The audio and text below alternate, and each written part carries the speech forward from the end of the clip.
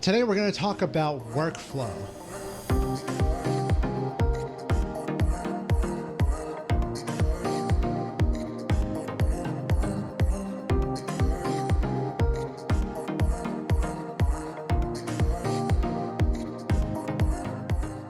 Hey, what's going on? It's Ryan, and before we get into the video, if I could just really quick just ask you to hit that subscribe button below so you can be alerted of when I put up new videos and just come along with me on this photography journey that I've started.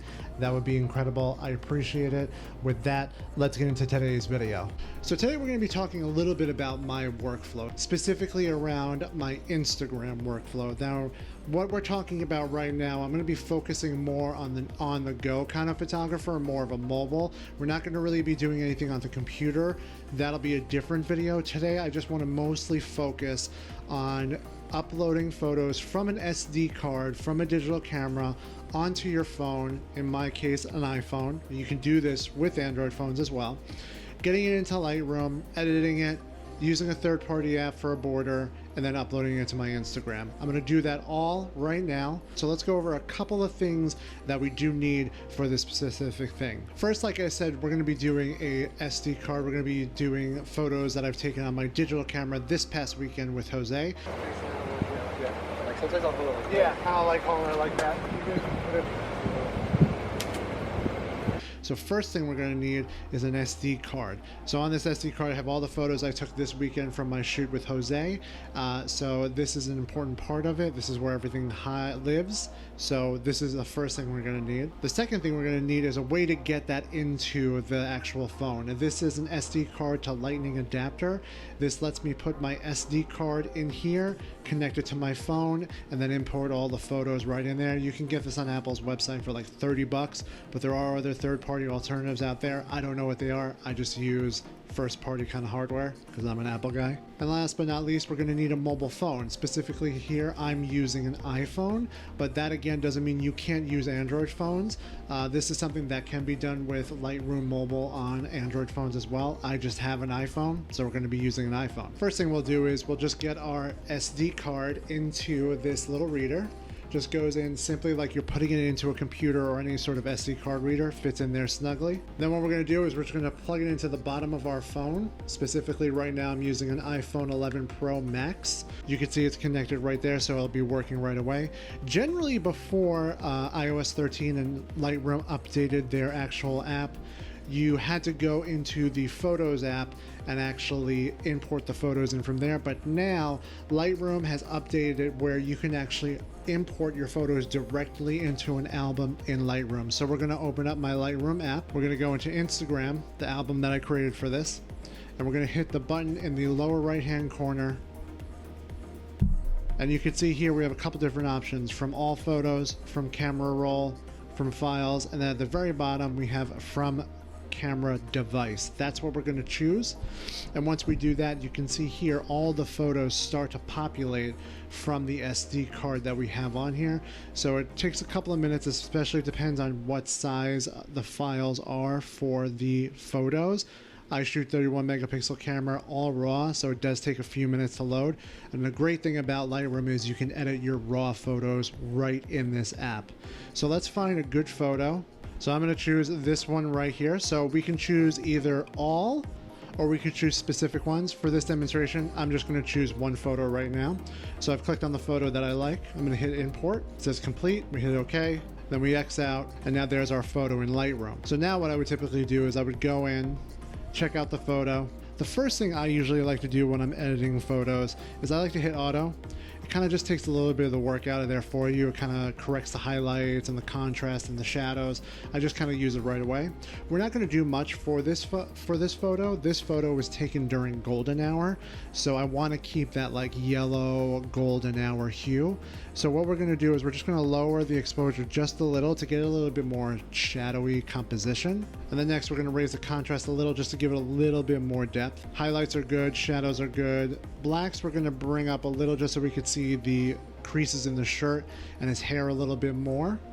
Next we'll go over to color, and we're going to warm it up just a tad more. Just because, like I said, it was during golden hour, we want to have those golden colors.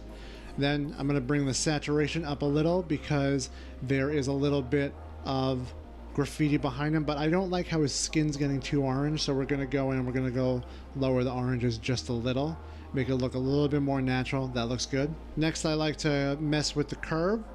Everyone likes that little faded look, so we're going to do a little bit of fade by doing that S curve and hit done. Effects, we're just going to make it a little bit clearer, dehaze it 1. And then for our sharpening, it's already brought sharpening up for us, but let's bring a little bit of noise reduction up because I had my ISO high up on that one. And then let's bring the color and noise reduction up a little bit more so we don't get color noise. So that looks good to me. I like that. That works for me. It's a little moody. It's got that little vintage feel, but it also has a little bit of color and a little bit of pop from that golden hour. So now what we're going to do is we're going to export it to camera roll. It's going to render. It's now successfully been exported. Now the next app I'm going to use is an app I really enjoy to put the white border on. It's an app called Whitagram, and I actually have it here in my photos album. Basically what Whitagram does is it puts that really nice white border around your photos because Instagram likes to crop them down so it doesn't get the whole photo. This way, with full frame sensors and with bigger images, you can actually have the whole image in your Instagram post instead of just like getting it cropped out. So we'll open up Whitagram, hit library, we granted access to our photos, go to our recents, and then we choose the photo we want. So there it is. And now it's given us white borders, but I like to have the whole photo encapsulated in the border. So we go down here, and I usually bring it back down to about 20%. Now that looks good to me. That's what the rest of my photos on my Instagram feed really look like, so I like that. So we're going to hit save as a large in the camera roll.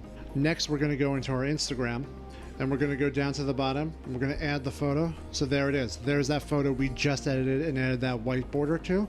So we're going to hit next. Next, because I don't like to put any of these Instagram filters on here. We're going to put a caption.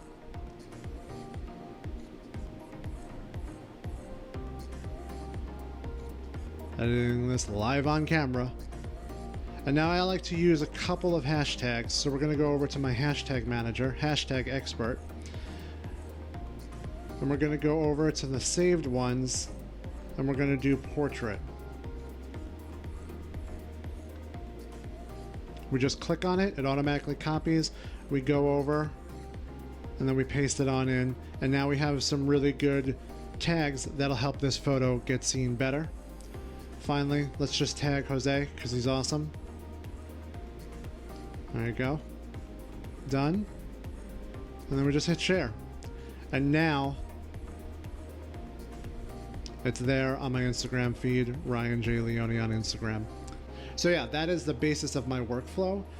Starting from having the actual images on the SD card, to importing them into Lightroom and editing them in there, to putting a white border on it, adding it to Instagram, putting some hashtags on there, and getting it up onto Instagram. So let's review about a couple of the apps that I use because we've already gone over the hardware. Let's talk about the apps.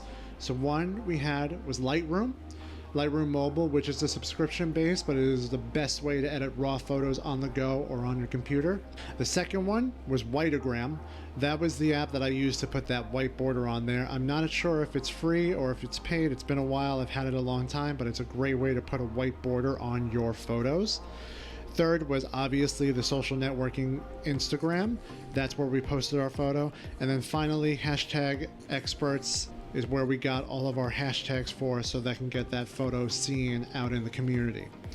So that's really about it. That's my basic workflow for when I import photos in using an SD card from photos I've shot over on a shoot. So hopefully you picked some things up. Maybe you heard about some apps you've never heard about before. I'm going to leave a link to them below. I really hope you enjoyed this video. I hope you learned something. Please connect with me on Instagram at Ryan J. Leone, but also please thumbs up, like, subscribe to this video. Remember to just shoot, and I'll see you in the next one.